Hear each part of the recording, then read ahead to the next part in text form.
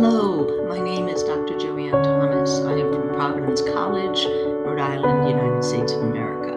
I'm sorry I couldn't be with you today, but I had a medical emergency in my family that required me to stay stateside. So let's jump into Choice Meets Academic Emotions.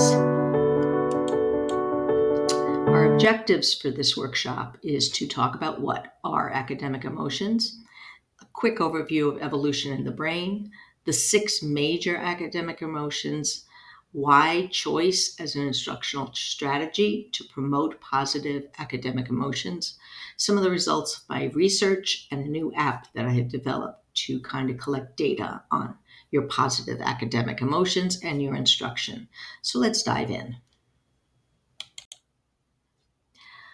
Let's do a quick overview of our emotions.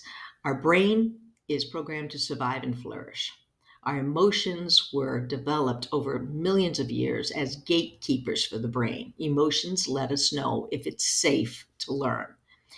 Our job of the brain and humanity is to reproduce, to belong in love, to gain power, to be free, and to experience enjoyment. The brain learns in many, many different ways, but basically these are the main issues of the brain. It loves urgency. It likes relevancy, meaning. It loves patterns, colors, curiosity, and every single day it gets up and makes predictions based on past events. So how do we learn? We learn by predicting what is going to come next. What are academic emotions? Academic emotions are defined as emotions a student experiences in academic settings, such as class-related, learning-related, or test-related situations.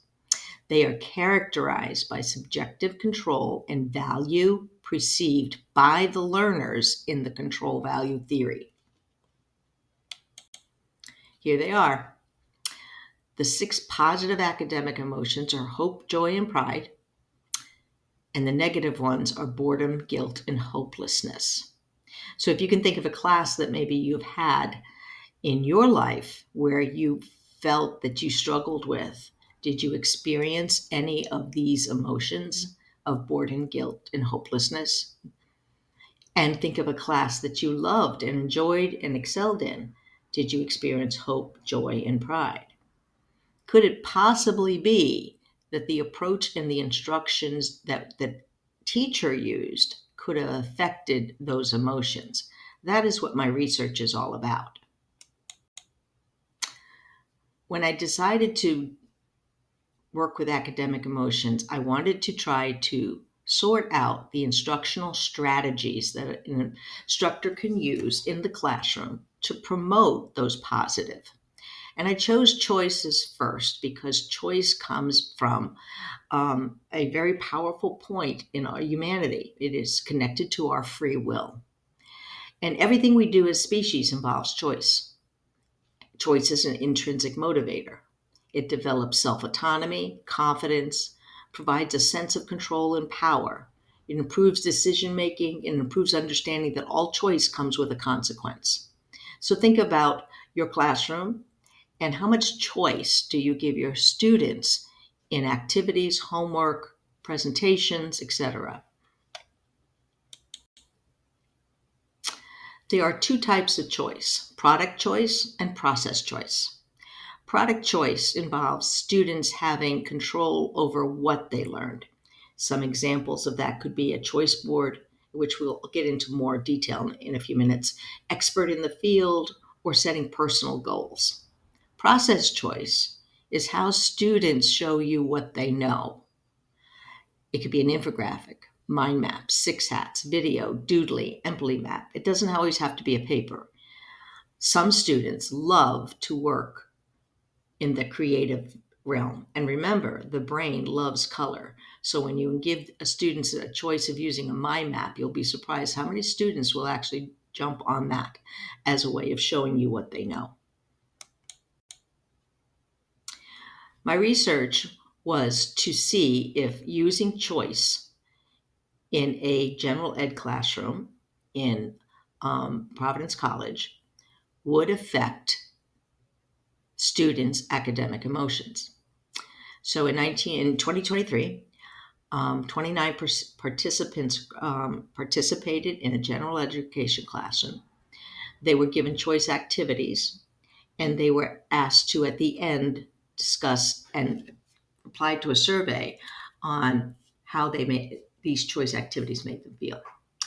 All the students in the class at the end of the semester said they preferred having choice. Process choice produced hope and joy, and product choice produced joy and pride. That says something about the power of choice in the classroom. The next set of my research was to dissolve, well, could there be too much choice or too less choice? And yes, they can be. There can be choice overload. Ever go buy a car? Same concept.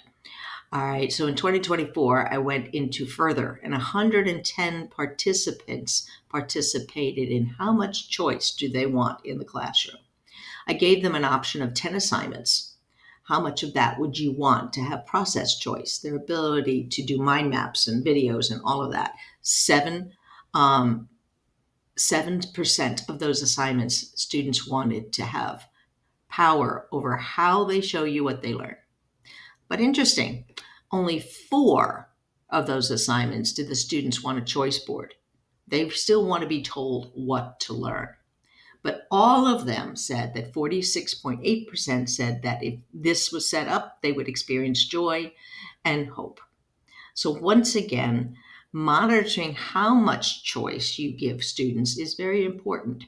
It's a good idea to maybe make an Excel spreadsheet of all the assignments that you offer students and keep a list of when you provide choice, when you don't. So how many papers do they write? How many times do they can use a mind map or a choice board, so that you are staying in that range of what possibly the research is saying right now. Here's an example of a choice board. Okay, make an animated movie, bring a model of a solution, write a children's book. Once again, choice boards can be very creative. You can design your own. Canva is a great place to start, or any place where you feel good about creative design for your students. Another great opportunity for your students to experience choice and regulation is what I call the token. Kids are going to miss your class. You know it, and I know it. All right, they're going to not get in all their assignments on time. So I give them out 4 tokens a semester. I give them very specific rules on what can a token be used and what a token can't be used. Major research project, no token. But this gives a student, and every time I give them out, the kids smile like you would not believe. And at the end of the semester, the number one choice always comes back to me as the token. All right, that gives them a sense of autonomy. So I say you can use your token for unexcused absences, the following assignments. You can use a token for a late entry into class. All right, but these tokens are valuable commodity. Make sure that when you design your token that they have a purpose for they can tell you, and they put their name on it. Now let's get to the app. If you scan this barcode, you will see that I have created an app that students can give you some valuable information on what they're experiencing in class. So if you kind of scan your phone right now, it will open this up. And I'm going to go to the next slide where you can actually see. Students can download this app onto their phone. And at the end of the class, they can pick one of the emotions that they experienced. Say they picked hope. Let's go to the next slide. If you notice at the top, it said they select hope, the date. They can put their gender at birth. I'm starting to now collect data on boys and girls' emotions.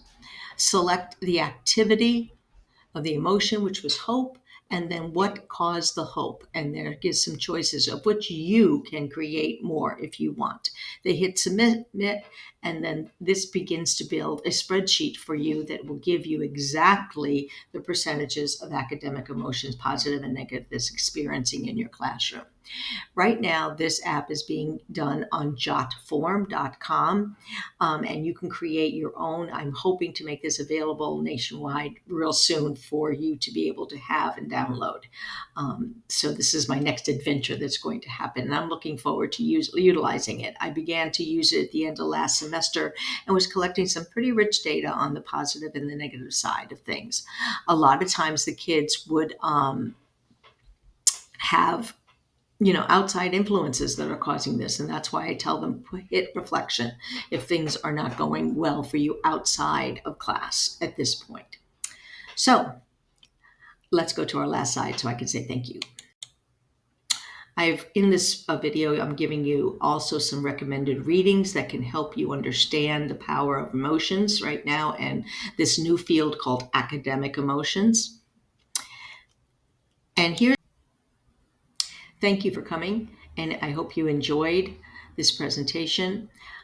My website is called embracingchoice.com, and this presentation, among other presentations and valuable resources, can be found on that site.